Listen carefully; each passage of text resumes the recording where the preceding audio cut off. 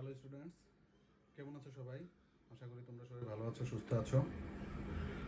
আজকে আমরা ভেক্টরের গত লেকচারের ধারাবাহিকতায় আমরা আজকে টাইপস অফ ভেক্টর শেষ করে দেব এবং এরপর আমরা ভেক্টর অ্যাডিশনে চলে যাব। তো গত ক্লাসে আমরা মোটামুটি টাইপস অফ ভেক্টরের ভেক্টরের অনেকগুলি টাইপ নিয়ে আমরা আলোচনা করেছিলাম।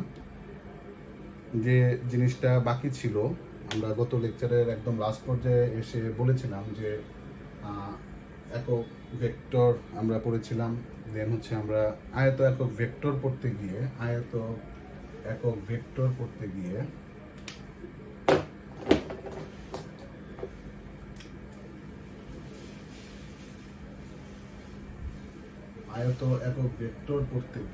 আমরা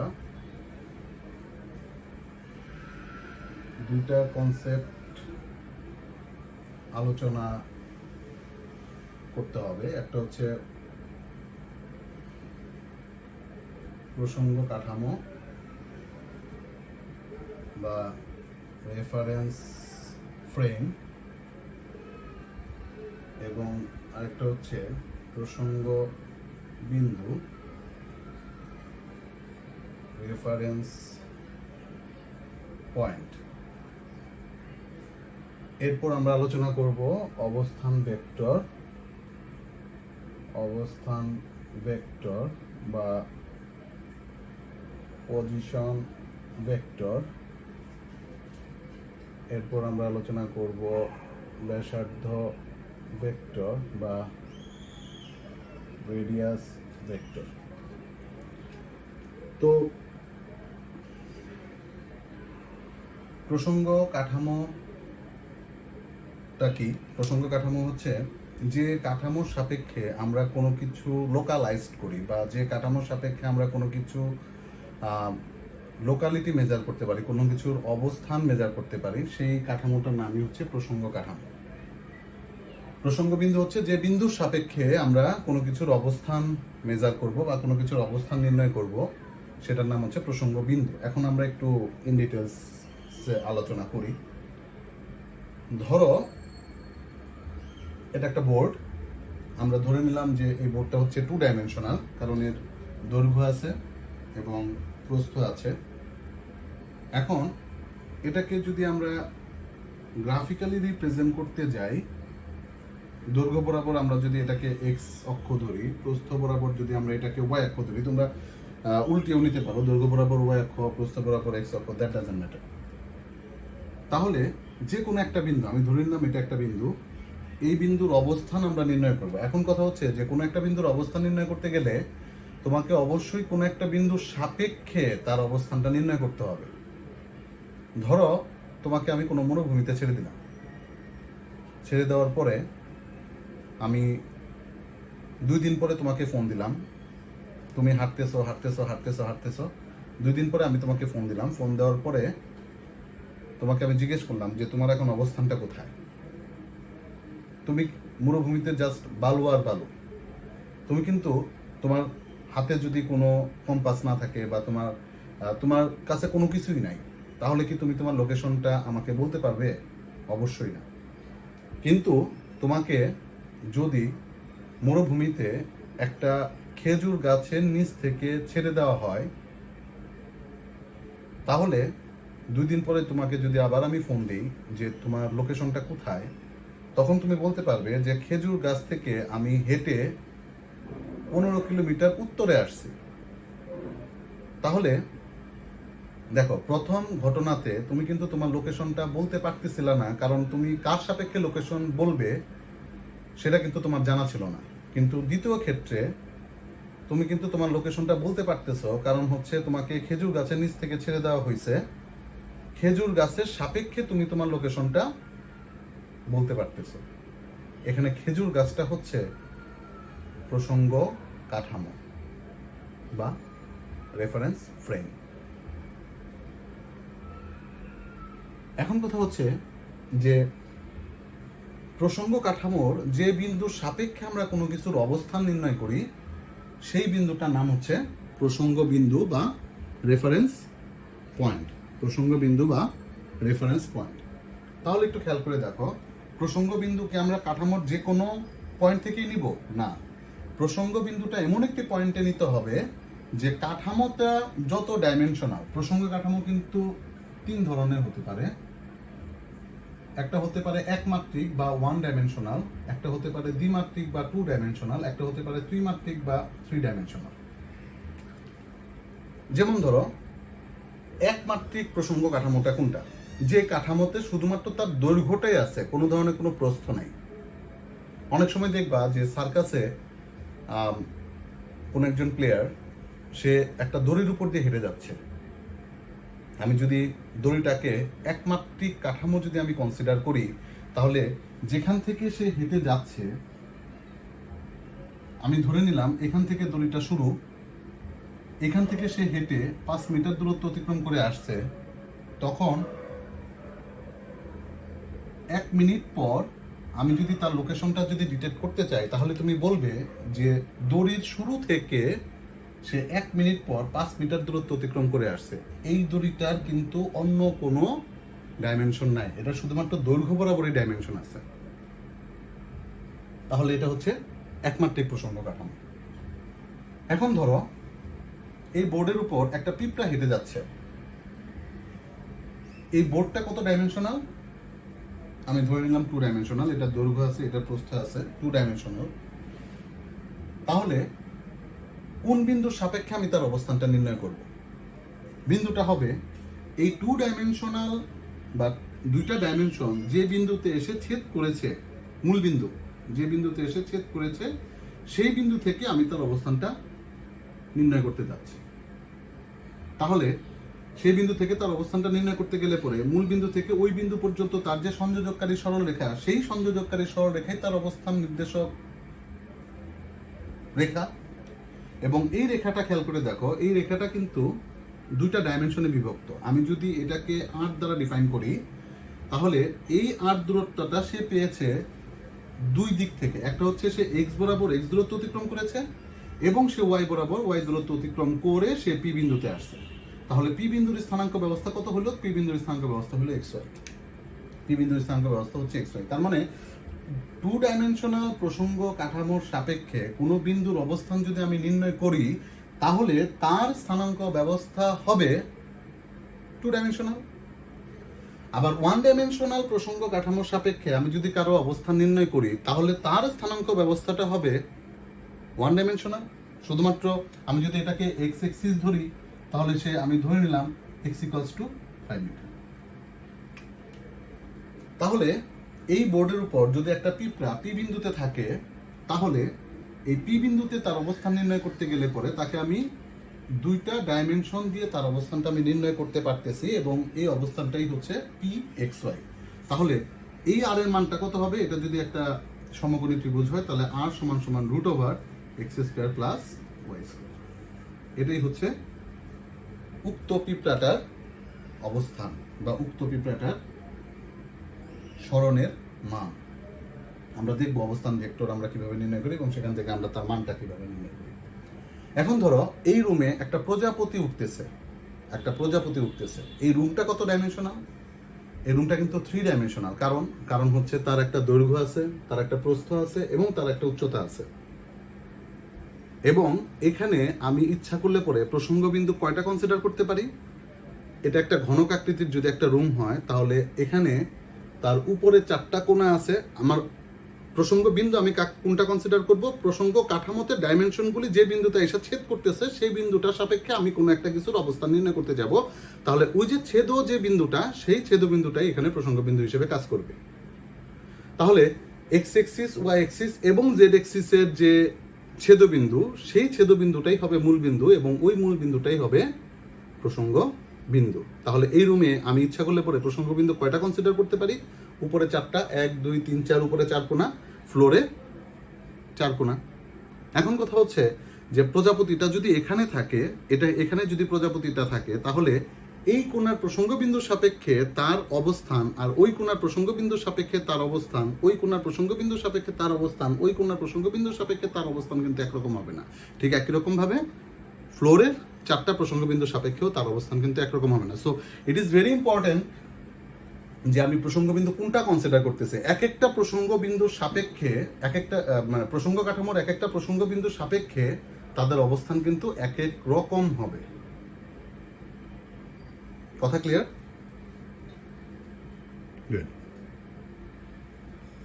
তাহলে আমরা যদি এখানে তিনটা ডাইমেনশন যদি আমরা কনসিডার করি, এক্স এক্সিস, ওয়াই এক্সিস এবং জেড এক্সিস। জেড এক্সিসটাকে আমরা এভাবে অঙ্কন করি এক্স ওয়াই জেড। আমার নট নেসেসারিলি যে এই তিনটাকে আমি X Y Z axis consider করব। আমার এখান থেকে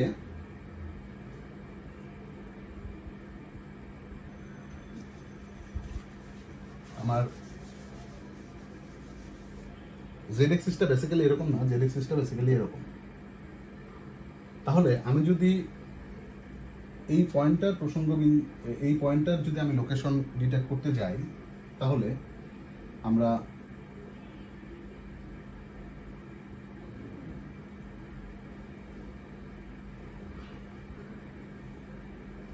জিনিসটা হবে এরকম।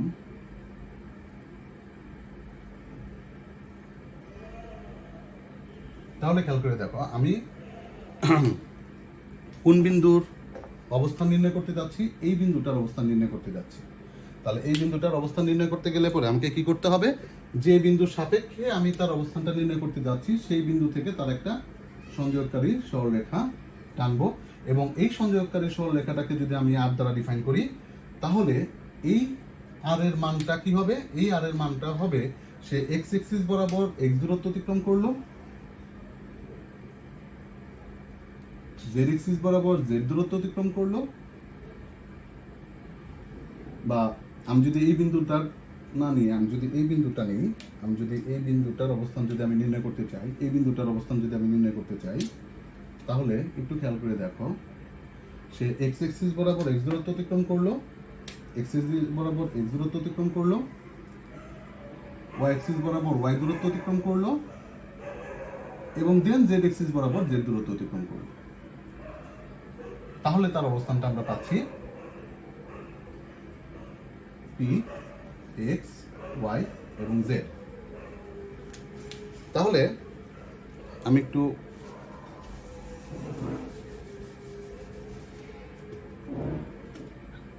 আবার একটু আঁকি।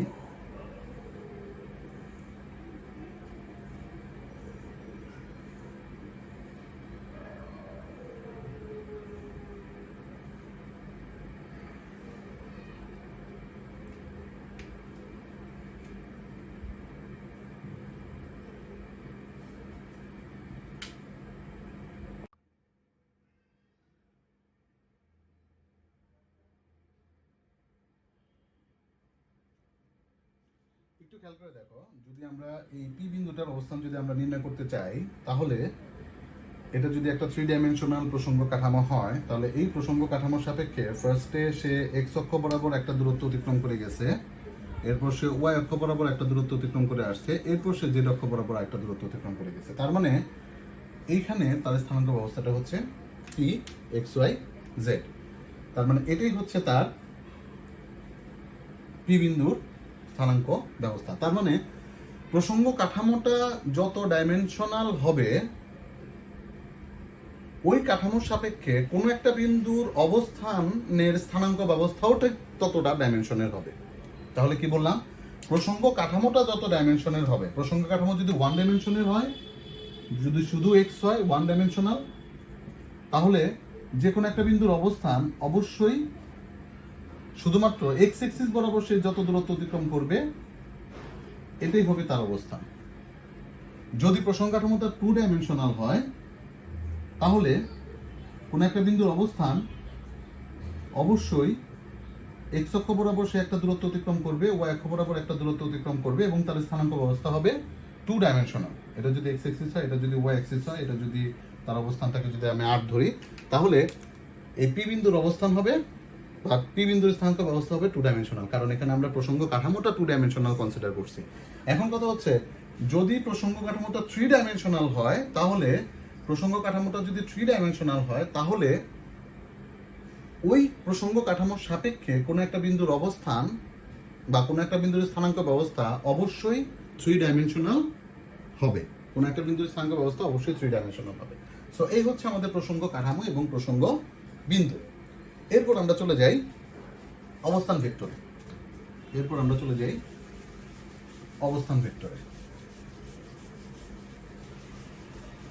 অবস্থান ভেক্টর আলোচনা করার পূর্বে আমরা একটু আয়তাকার ভেক্টরটা একটু আলোচনা করে নিই, না হলে পরে আমাদের অবস্থান ভেক্টরটা ক্লিয়ার হবে না। এখন হচ্ছে আয়তাকার ভেক্টর।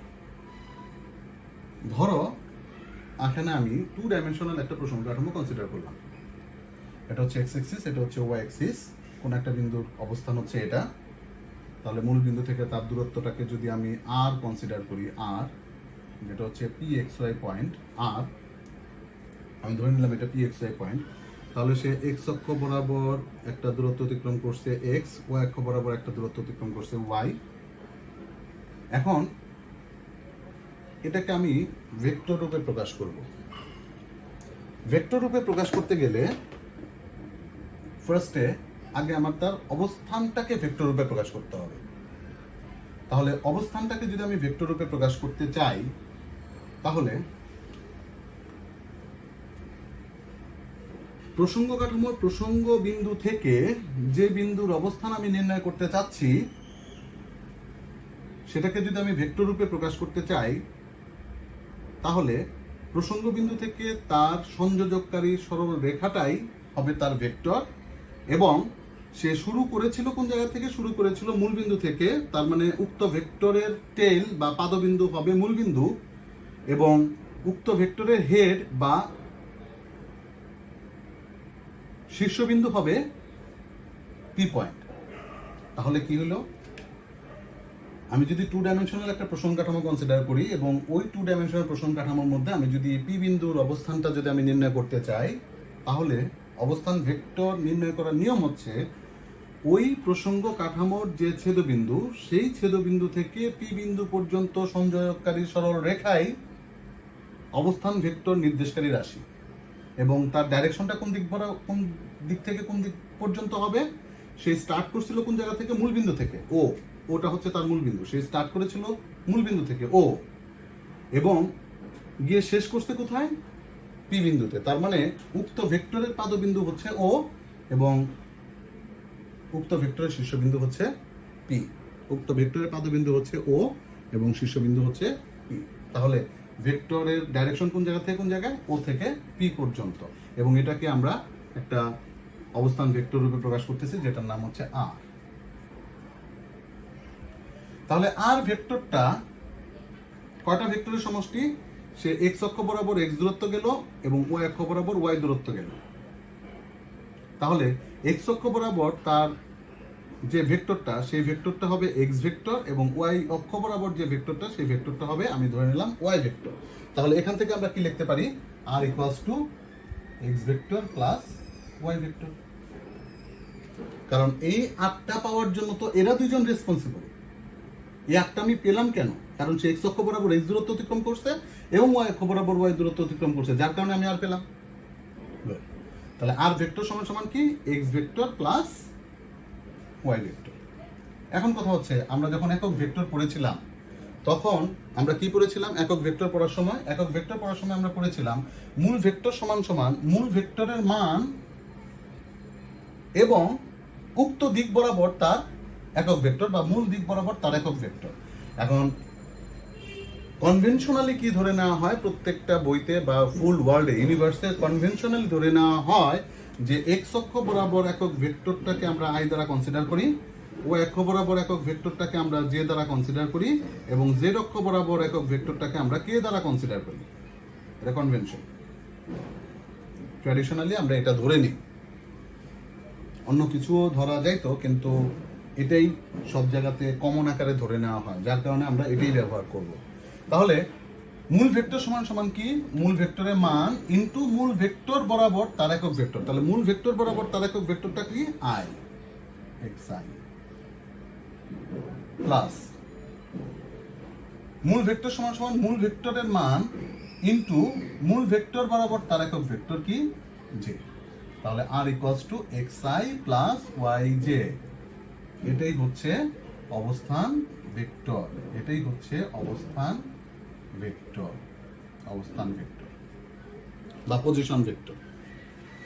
তাহলে অবস্থান ভেক্টরটা কি? অবস্থান ভেক্টরটা হচ্ছে প্রসঙ্গ কাঠামোর প্রসঙ্গ বিন্দুর সাপেক্ষে কোন একটা বিন্দুর অবস্থানকে যদি আমরা ভেক্টর রূপে প্রকাশ করি তাহলে সেটার নামই হচ্ছে অবস্থান ভেক্টর। তাহলে অবস্থান ভেক্টরটা হচ্ছে যে প্রসঙ্গ কাঠামোর প্রসঙ্গ বিন্দুর সাপেক্ষে যে বিন্দুর অবস্থান আমরা নির্ণয় করতেছি সেই বিন্দুর অবস্থানকে যদি আমরা ভেক্টর রূপে প্রকাশ করি তাহলে সেটাই হচ্ছে তার অবস্থান ভেক্টর। যদি এটা ওয়ান ডাইমেনশনাল হইতো এক্স অ্যাক্সিস বরাবর, তাহলে এটা হচ্ছে ওয়ান ডাইমেনশনের মূল বিন্দু থেকে সে যদি 5 মিটার দূরত্ব অতিক্রম করত বা x মিটার দূরত্ব অতিক্রম করত, তাহলে আমরা অবস্থান ভেক্টরটাকে কি ধরতাম? আর অবস্থান ভেক্টরটাকে আমি ধরি আর সমান সমান x ভেক্টর, যেহেতু সে x অ্যাক্সিস বরাবর অতিক্রম করে। এখন এটাকে যদি আমি y ভেক্টর ধরতাম তাহলে y ভেক্টর হইতো, এটাকে যদি আমি z অ্যাক্সিস ধরতাম তাহলে z ভেক্টর হইতো।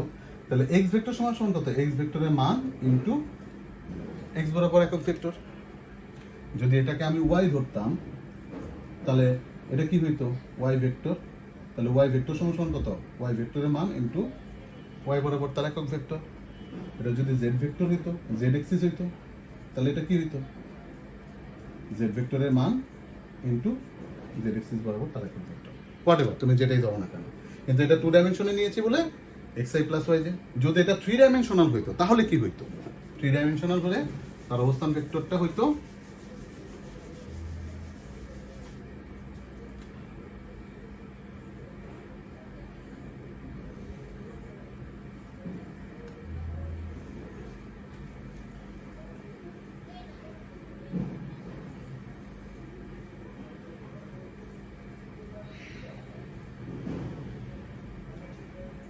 z Axis.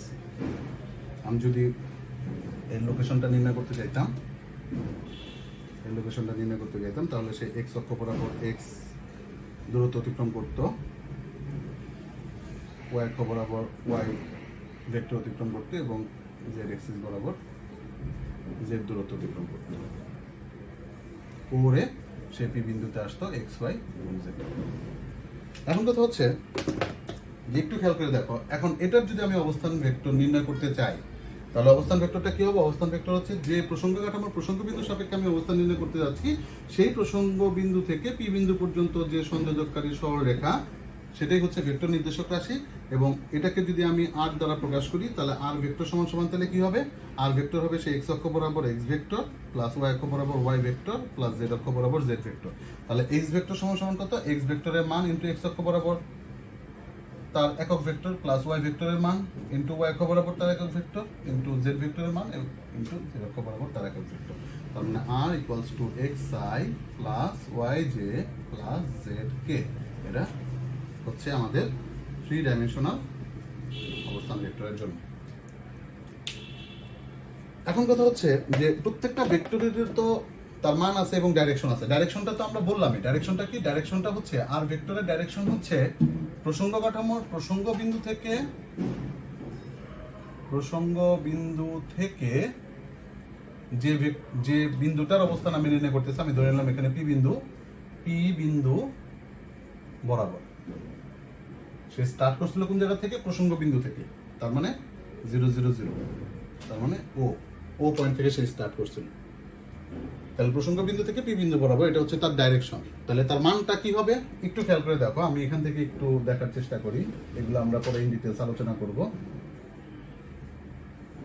এটা হচ্ছে তার পি এক্স ওয়াই পয়েন্ট, এটা হচ্ছে তার আর অবস্থান ভেক্টর, এটা হচ্ছে এক্স ভেক্টর, এটা হচ্ছে ওয়াই ভেক্টর। এটা যদি 90 ডিগ্রি হয় তাহলে কি হবে?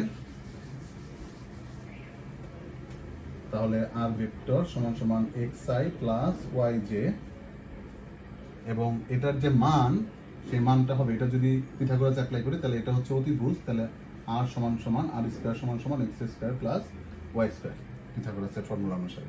তাহলে r ইকুয়ালস টু কত? Root over x square plus y square. এটা হচ্ছে অবস্থান ভেক্টরের মান ফর 2 ডাইমেনশন। এখন কথা হচ্ছে এটার ক্ষেত্রে তাহলে কি হবে? এটাও তো আমার তিনটা অ্যাক্সিস পরস্পরের সাথে 90 তে আছে, তাই না? আপাতত জেনে রাখো, এগুলো পরে আমরা ইন ডিটেইলস প্রমাণ দিব। আপাতত জেনে রাখো।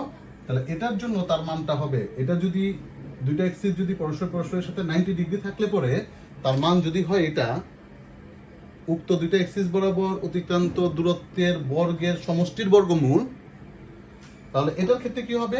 এটার ক্ষেত্রে হবে উক্ত তিনটা এক্সিসের দূরত্বের বর্গের সমষ্টির বর্গমূল। তাহলে r সমান সমান √x square plus y square plus z square. আমরা ওইটার থেকে কমন সেন্সের মাধ্যমে আমরা এটা নির্ণয় করলাম, এটার প্রমাণ আমরা পরে দিব। তাহলে এটা হচ্ছে দুইটা ডাইমেনশনের ক্ষেত্রে, যেহেতু এটা পরস্পরের সাথে 90 ডিগ্রিতে আছে, আমরা খুব ইজিলি আমরা পিথাগোরাস অ্যাপ্লাই করে আমরা এটা নির্ণয় করতে পারলাম। তাহলে উক্ত এক্সিস দ্বয় বরাবর অতিক্রান্ত দূরত্বের বর্গের সমষ্টির বর্গমূল। ঠিক একই রকম ভাবে এই তিনটে এক্সিসও তো পরস্পরের সাথে 90 তে আছে, সমকোণী আছে, তাই না? তাহলে তাদের ক্ষেত্রে উক্ত অবস্থান ভেক্টরের মান হবে এক্সিস দ্বয়ের বর্গের সমষ্টির বর্গমূল। অতিক্রান্ত দূরত্ব এক্সিস গুলি বরাবর অতিক্রান্ত দূরত্বের বর্গের সমষ্টির বর্গমূল। তো এই হচ্ছে আমাদের আর এর মান এবং আর এর দিক, y square plus z square. এখন কথা হচ্ছে আয়তাকার ভেক্টরগুলোকে কি? আয়তাকার ভেক্টরগুলো হচ্ছে এই যে x এক্সিস বরাবর একক ভেক্টরকে আমরা i দ্বারা প্রকাশ করছি, y এক্সিস বরাবর একক ভেক্টরকে আমরা j দ্বারা প্রকাশ করছি, z এক্সিস বরাবর একক ভেক্টরকে আমরা k দ্বারা প্রকাশ করছি। এই যে i j k এক্সিস গুলি বরাবর যে ইন্ডিভিজুয়ালি যে একক ভেক্টরগুলি আছে, এই একক ভেক্টরগুলোকেই সম্মিলিতভাবে বলা হয় আয়ত একক ভেক্টর। তার মানে আয়ত একক ভেক্টরগুলি কারা কারা? আয়ত একক ভেক্টর হচ্ছে i j এবং k। এই হচ্ছে আমাদের আয়ত একক ভেক্টর i j k। আচ্ছা, এখন কথা হচ্ছে ব্যাসার্ধ ভেক্টরটা কি?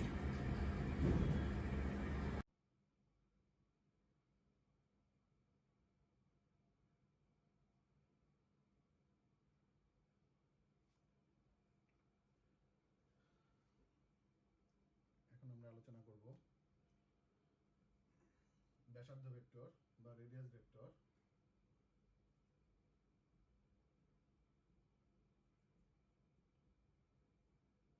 অবস্থান ভেক্টরটা কি ছিল? অবস্থান ভেক্টরটা ছিল যে কোনো একটি প্রসঙ্গ কাঠামোর প্রসঙ্গ বিন্দুর সাপেক্ষে কোনো একটা বিন্দুর লোকেশন যদি আমরা কোনো ভেক্টরের মাধ্যমে প্রকাশ করি, তাহলে সেটাই হচ্ছে তার অবস্থান ভেক্টর। ব্যাসার্ধ ভেক্টরটা হচ্ছে কোনো একটা সার্কুলার মোশনের ক্ষেত্রে বা কোনো একটা বৃত্তাকার গতির ক্ষেত্রে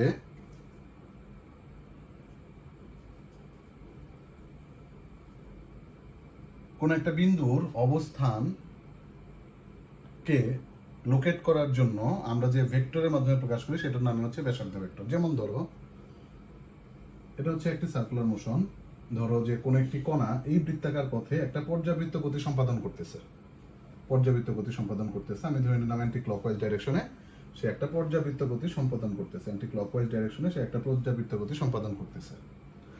এখন এই কণাটা যে বিন্দুর সাপেক্ষে ঘুরতেছে সেটা হচ্ছে এখন এই মোশনের জন্য প্রসঙ্গ বিন্দু। যেহেতু এটা সার্কুলার মোশন, যার কারণে এটা 2 ডাইমেনশনাল। এটা যদি x এক্সিস বরাবর হয়, এটা যদি y এক্সিস বরাবর হয়, তাহলে কণাটা যদি এই পয়েন্ট থেকে যাত্রা শুরু করে, আমি ধরে নিলাম t সময় পরে কণাটি এই অবস্থানে চলে গেল, t সেকেন্ড সময় পরে কণাটি এই অবস্থানে চলে গেল। তাহলে এই অবস্থানে কণাটির লোকেশন ডিটেক্ট করার জন্য আমরা যে অবস্থান ভেক্টরটা অঙ্কন করব সেই অবস্থান ভেক্টরটাই হচ্ছে এই কণাটার ব্যাসার্ধ ভেক্টর। এখন ও বিন্দুর সাপেক্ষে আমি যদি পি বিন্দুর অবস্থান যদি আমরা নির্ণয় করতে চাই, তাহলে এটার অবস্থান ভেক্টর যদি আর হয়, যেহেতু এটা 2 ডাইমেনশনাল, তার মানে পি বিন্দু পর্যন্ত যেতে সে x এক্সিস বরাবর x দূরত্ব অতিক্রম করলো এবং y এক্সিস বরাবর y দূরত্ব অতিক্রম করলো। তাহলে সেক্ষেত্রে এই রেডিয়াস ভেক্টরটা আমরা প্রকাশ করতে পারি r সমান সমান আগের মতো xi প্লাস yj। এখন কথা হচ্ছে যেহেতু এটা সার্কুলার মোশন, সো এটাকে আমরা পোলার স্থানাঙ্কে প্রকাশ করতে পারি। কার্তেশীয় স্থানাঙ্ক ব্যবস্থা থেকে পোলার স্থানাঙ্কে প্রকাশ করার নিয়ম হচ্ছে কার্তেশীয় স্থানাঙ্ক ব্যবস্থাটা আমরা x এর মাধ্যমে প্রকাশ করি এবং পোলার স্থানাঙ্ক ব্যবস্থাটা আমরা r এবং থিটার মাধ্যমে প্রকাশ করি। আমি ধরে নেই এক্স অক্ষের সাপেক্ষে সে থিটা ডিগ্রি কোণ করে বা থিটার দিক দিয়ে কৌণিক দূরত্ব অতিক্রম করে সে এখন পি বিন্দুতে গেছে। তাহলে নর্মাল ত্রিকোণমিতির লজিক অনুসারে আমরা কি জানি, সাইন থিটা সমান সমান ভূমি লম্ব বাই অতিভুজ, তার লম্ব হচ্ছে ওয়াই, অতিভুজ হচ্ছে আর, তার মানে ওয়াই সমান সমান আর সাইন থিটা, আর কস থিটা সমান সমান ভূমি বাই অতিভুজ, ভূমি হচ্ছে এক্স, অতিভুজ হচ্ছে আর, তার মানে X equals to R cos theta. তাহলে এক্স এবং ওয়াই কে যথাক্রমে আর এবং থিটার মাধ্যমে প্রকাশ যদি করা হয় তাহলে আমরা বলবো যে কার্তেশীয় স্থানাঙ্ক ব্যবস্থা থেকে তাকে আমরা পোলার স্থানাঙ্ক ব্যবস্থায় কনভার্ট করলাম। তাহলে সেক্ষেত্রে এক্স এর মান কত, এক্স হচ্ছে r cos theta i plus r sine theta j, r sine theta j. তাহলে রেডিয়াস ভেক্টরটা হচ্ছে r equals to r cos theta i plus r sin theta j circular মোশনের জন্য। এখন এটা যদি কোনো একটা স্ফেরিক্যাল স্ট্রাকচারে যদি মুভ করে, স্ফেরিক্যাল স্ট্রাকচার মিন্স ধরো একটা বল, তাহলে বলের ক্ষেত্রে সেটা কত ডাইমেনশনাল হবে, 3 ডাইমেনশনাল হবে। সেক্ষেত্রে আমরা রেডিয়াস ভেক্টরটা আর অন্যরকম পাবো, সেটা তোমাদের লেভেলে এখন আলোচনা নাই, সেটা আমরা আরো বড় হলে পরে আমরা সেটা নিয়ে বিস্তারিত আলোচনা করব। যাই হোক, তো এই হচ্ছে আমাদের অবস্থান ভেক্টর এবং ব্যাসার্ধ ভেক্টর। এখন আমরা চলে যাই সরণ ভেক্টর। সরণ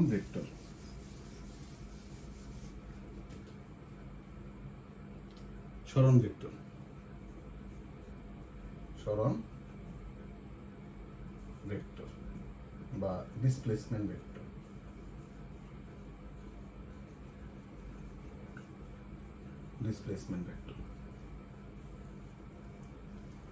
সরণ ভেক্টরটা আমাদের ভেক্টর বোঝার জন্য খুব ইম্পর্টেন্ট একটা লজিক। আমরা যখন লব্ধি নির্ণয় করব তখন দেখবে যে আমি পার্সোনালি সরণ ভেক্টর দিয়ে অনেক কিছু প্রকাশ করার চেষ্টা করি। সো সরণ ভেক্টরটাও খুবই একটা ইম্পর্টেন্ট লজিক। ধরো এই বিন্দুতে কোন একজন লোক এই বিন্দু থেকে বিভিন্ন ধরনের জিগজ্যাগ পথ অতিক্রম করে সে বি বিন্দুতে গেল, তাহলে সরণ ভেক্টরটা কি, তার মূল গতিপথ কিন্তু এটা কিন্তু তার প্রকৃত দূরত্ব।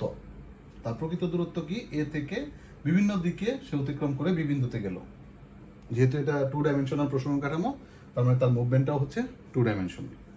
সরণ ভেক্টরটা হচ্ছে যে বিন্দু থেকে সে যাত্রা শুরু করছে এবং যে বিন্দুতে গিয়ে সে শেষ করছে, এদের যে সংযোজককারী সরলরেখা, সেই সংযোজককারী সরলরেখাটাই এখানে সরণ ভেক্টর নির্দেশ করবে। এবং এক্ষেত্রে সরণ ভেক্টরটা হচ্ছে এ বি, তার আদিবিন্দু, ভেক্টরটার আদিবিন্দু থেকে শেষ বিন্দু পর্যন্ত সংযোজককারী সরলরেখাটাই হচ্ছে তার সংযোগকারী সরলরেখাটাকে যদি আমরা ভেক্টরের মাধ্যমে প্রকাশ করি তাহলে সেটাই হচ্ছে তার সরণ ভেক্টর। তাহলে সরণ ভেক্টরটা হচ্ছে এ বি। সে ইচ্ছা করলে পরে এ বিন্দু থেকে বি বিন্দু পর্যন্ত সে এই পথে যেতে পারে, সে এই পথে যেতে পারে, কিন্তু সবগুলোর জন্যই তার সরণ ভেক্টরটা হবে এ থেকে বি বিন্দু পর্যন্ত সংযোগকারী সরলরেখা। এখানে একটা জিনিস লক্ষণীয়, সেটা হচ্ছে যে দুইটা পয়েন্টের মধ্যে প্রকৃত দূরত্ব যা, সরণ ভেক্টর মান কিন্তু সেটা না। প্রকৃত দূরত্ব এই জিগজ্যাগ পথে টোটাল রাস্তাটা যোগ করলে পরে আমরা যেটা পাবো সেটা, কিন্তু সরণ ভেক্টরটা হচ্ছে আদিবিন্দু থেকে শেষ বিন্দু পর্যন্ত সংযোগকারী সরলরেখা। এখন প্রকৃত দূরত্ব এবং সরণের মান তখনই সমান হবে যখন সে এ থেকে বি বিন্দু পর্যন্ত সে একদম সরল রৈখিক পথ অতিক্রম করে যাবে। তার মানে এ থেকে বি বিন্দু পর্যন্তই হচ্ছে তার মূল দূরত্ব এবং এ থেকে বি বিন্দু পর্যন্ত এটাই হচ্ছে তার সরণের মান। তার মানে এটাকে যদি আমরা ভেক্টর মাধ্যমে প্রকাশ করি সেটাই হচ্ছে তার সরণ ভেক্টর। তার মানে যে কোনো দুইটা পয়েন্টে যদি সে সরল রৈখিক দূরত্ব অতিক্রম করে তাহলে ওই সরল রৈখিক দূরত্বটাই সরণ ভেক্টরের মান নির্দেশ করবে। শুধুমাত্র এই একটা পথেই মূল দূরত্ব এবং সরণ ভেক্টরের মান সমান হবে। এরপর আমরা চলে যাব সমপ্রারম্ভিক ভেক্টর। সমপ্রারম্ভিক ভেক্টর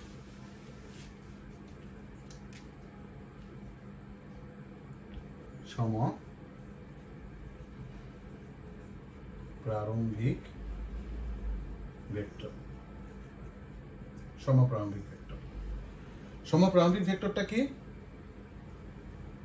সমপ্রারম্ভিক তার মানে একই বিন্দু থেকে আরম্ভ হবে অথবা একই বিন্দুতে এসে শেষ হবে। যেমন ধরো এটা একটা ভেক্টর এ, এটা একটা ভেক্টর বি, এরা দুইটা ভেক্টর কিন্তু একই বিন্দু থেকে শুরু হয়েছে বা একই বিন্দু থেকে আরম্ভ হয়েছে, যার কারণে এটাকে বলা হয় সমপ্রারম্ভিক ভেক্টর। আচ্ছা,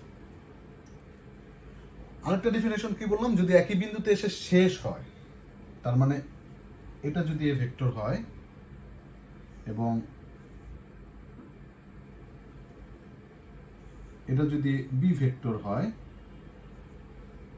এটা যদি এ ভেক্টর হয়, এটা যদি বি ভেক্টর হয়, তাহলে এদেরকে আমরা সমপ্রারম্ভিক ভেক্টর বলবো। এখন প্রশ্ন হচ্ছে, স্যার এটা তো একই বিন্দু থেকে শুরু হয়নি, একই বিন্দুতে গিয়ে শেষ হয়েছে, তাহলে এরা কিভাবে সমপ্রারম্ভিক ভেক্টর হয়? এদেরকে আমরা একই বিন্দু থেকে শুরু করতে পারবো ভেক্টর রিপ্লেসমেন্টের মাধ্যমে। ভেক্টর রিপ্লেসমেন্ট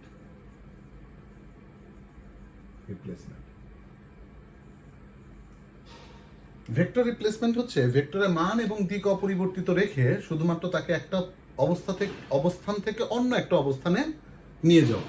ভেক্টরের মান এবং দিক অপরিবর্তিত রেখে শুধুমাত্র এক অবস্থান থেকে অন্য একটা অবস্থানে নিয়ে যাওয়াটাই হচ্ছে ভেক্টর রিপ্লেসমেন্ট। ধরো যে তুমি ক্লাস 11 এর ফার্স্ট বেঞ্চে বসছো, তোমাকে আমি শিফট করে ফার্স্ট বেঞ্চ থেকে লাস্ট বেঞ্চে নিয়ে গেলাম। তোমার আকার, আকৃতি, ড্রেস, চেহারা কোনো কিছুর কিন্তু পরিবর্তন হয়নি, শুধুমাত্র কি হয়েছে, তোমাকে একটা জায়গা থেকে অন্য একটা জায়গাতে নিয়ে গেলাম। ঠিক একই রকম ভাবে ভেক্টর রিপ্লেসমেন্টও ঠিক একই জিনিস প্রকাশ করে, সেটা হচ্ছে ভেক্টরের মান এবং দিক অপরিবর্তিত রেখে শুধুমাত্র তাকে একটা অবস্থান থেকে অন্য একটা অবস্থানে নিয়ে যাওয়া। যেমন ধরো এই ভেক্টরের মান এবং দিক অপরিবর্তিত রেখে আমি এই ভেক্টরটাকে এখানে নিয়ে আসলাম, এই ভেক্টরটাকে আমি এখানে নিয়ে আসলাম, এটা হচ্ছে এই ভেক্টর। ঠিক একই রকম ভাবে বি ভেক্টরের মান এবং দিক অপরিবর্তিত রেখে আমি বি ভেক্টরটাকে এখানে নিয়ে আসলাম, এটা হচ্ছে বি ভেক্টর। দেখো এই ভেক্টরের মান এখানে যতটুকু এখানেও ঠিক ততটুকু, এবং ডাইরেকশন এদিক বরাবর, এখানেও ডাইরেকশনটা এদিক বরাবর। ঠিক একই রকম ভাবে বি ভেক্টরের মান এখানে যতটুকু এখানেও ঠিক ততটুকু, এবং ডাইরেকশন হচ্ছে এদিক বরাবর। দেখো এখন এ আর বি সমপ্রারম্ভিক ভেক্টর হয়ে গেছে। সো সমপ্রারম্ভিক ভেক্টরটা হচ্ছে যদি একাধিক ভেক্টর একই বিন্দু থেকে আরম্ভ হয় বা একাধিক ভেক্টর একই বিন্দুতে এসে শেষ হয়, তবে তাদেরকে বলা হয় সমপ্রারম্ভিক ভেক্টর। এখন শেষ হলে পরে সেটাকে আমরা সমপ্রারম্ভিক ভেক্টর বলতে পারবো এই সেন্সে ভেক্টর রিপ্লেসমেন্টের মাধ্যমে। সমপ্রারম্ভিক ভেক্টরের একটা মোস্ট ইম্পর্টেন্ট লজিক হচ্ছে দুটি ভেক্টরের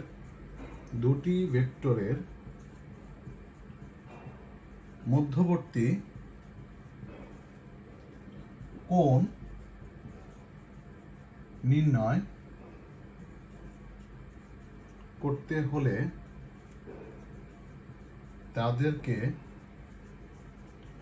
কোণ নির্ণয় করতে হলে তাদেরকে অবশ্যই সমপ্রারম্ভিক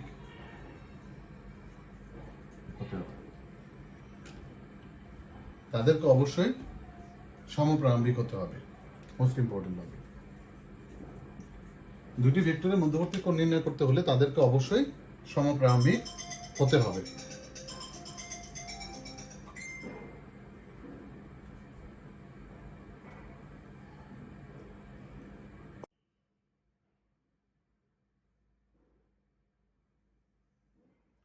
তাহলে দুটি ভেক্টরের মধ্যবর্তী কোণ নির্ণয় করতে হলে পরে তাদেরকে অবশ্যই সমপ্রারম্ভিক হতে হবে।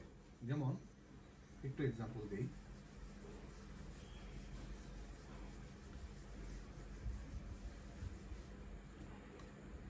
ধরো এ হচ্ছে একটা ভেক্টর, বি হচ্ছে একটা ভেক্টর, এ বি, এদের মধ্যবর্তী কোণ হচ্ছে 30 ডিগ্রি। এ হচ্ছে একটা ভেক্টর, বি হচ্ছে একটা ভেক্টর, এদের মধ্যবর্তী কোণ 30 degree. A vector, B vector. A হচ্ছে একটা ভেক্টর, বি হচ্ছে একটা ভেক্টর, এদের মধ্যবর্তী কোণ 30 ডিগ্রি। এ হচ্ছে একটা ভেক্টর, বি হচ্ছে একটা ভেক্টর, এদের মধ্যবর্তী কোণ 30 ডিগ্রি।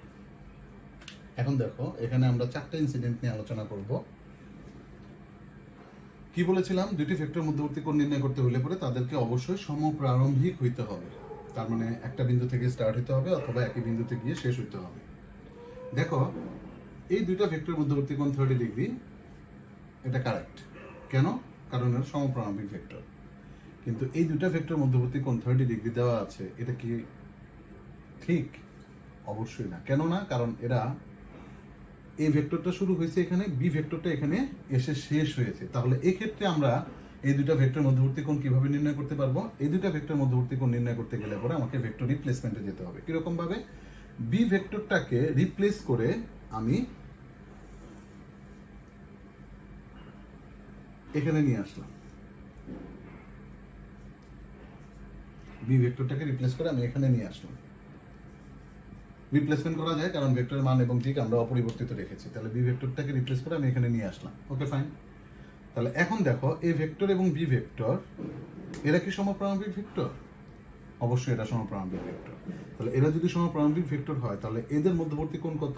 এদের মধ্যবর্তী কোণ হচ্ছে 180 মাইনাস 30, তার মানে 150 ডিগ্রি। ঠিক একই রকম ভাবে আমরা বি ভেক্টরটাকে ওই পজিশনে রেখে, তার অরিজিনাল পজিশনে রেখে আমরা যদি এই ভেক্টরটাকে রিপ্লেস করি,